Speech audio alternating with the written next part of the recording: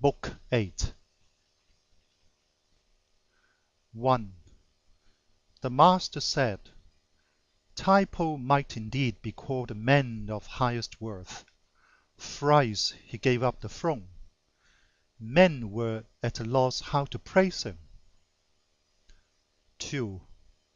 The Master said, Without a sense of courtesy, attentions grow into fussiness. Heed turns to fearfulness. Courage becomes unruliness. Uprightness turns to harshness. When the gentry are true to kinsmen, love will thrive among the people. 3.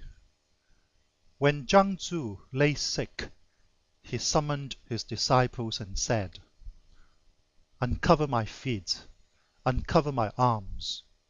The poem says, as though a deep gulf were yawning below, as crossing thin ice, take heed how ye go. Till this day and beyond, I have walked unscathed, my boys. 4.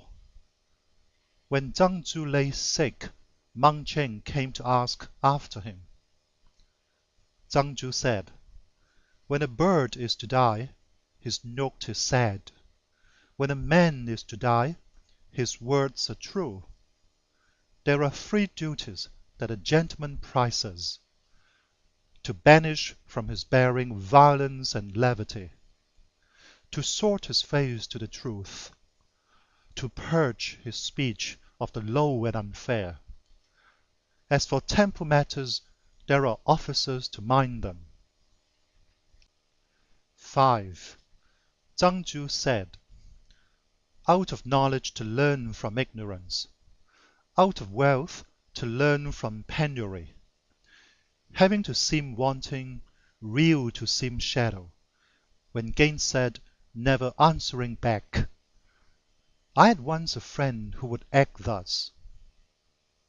6.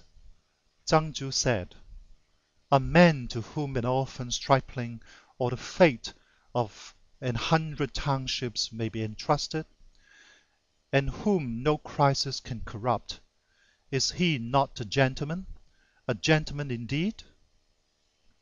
7.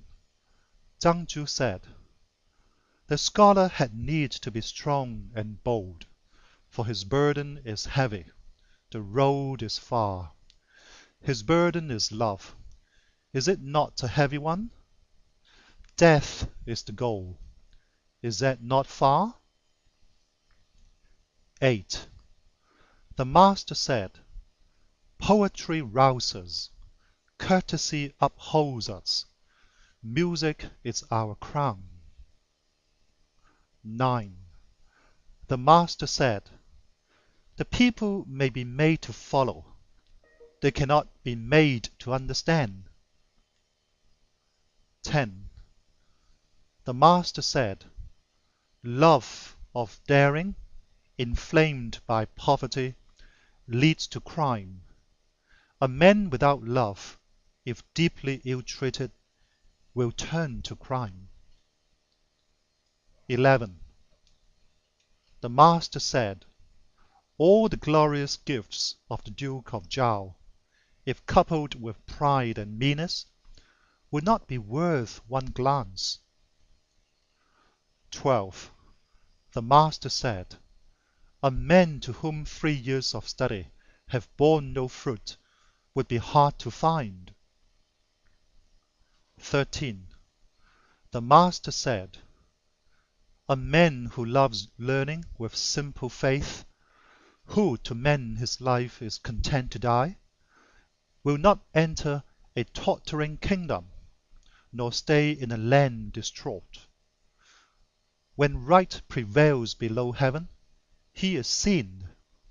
When wrong prevails, he is unseen. When right prevails, he would blush to be poor and lowly.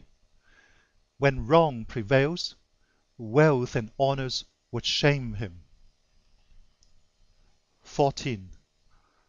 The Master said, When not in office, discuss not policy. 15. The master said, in the first days of the music master Qi, how grand was the ending of the Quan Ju! How it filled the ear! 16. The master said, of such as are eager but not straight, shallow but not simple, dull but not truthful, I will know nothing. 17. The master said, study as though the time were short, as one who fears to lose. 18. The master said, it was sublime how Xuan and Yu swayed the world and made light of it. 19. The master said, how great was Yao in kingship! Sublime! Heaven alone 'tis great. Yao alone was patterned on it. Boundless! Men's words fail them. Sublime the work he did, dazzling the wealth of his culture. 20. Xuan had 5 ministers. An order reigned below heaven. King Wu said, 10 in number are my able ministers. Confucius said, the dearth of talent, is not that the truth? The days when Yu succeeded Tang were rich in talent, yet there were but 9 men in all, and one of these was a woman. The utmost worth was the worth of Zhao. Lord of 2/3 of the earth, he submitted all to Yin. 21. The master said, I find no flaw in you. Frugal in eating and drinking, he was lavish to the ghosts of the dead. Ill-clad, he was gorgeous in cap and gown. His home a hovel, he poured out his strength upon dikes and ditches. No kind of flaw can I find in you. End of Book 8. Recorded by Paul Z. Hong Kong, January the 3rd, 2007.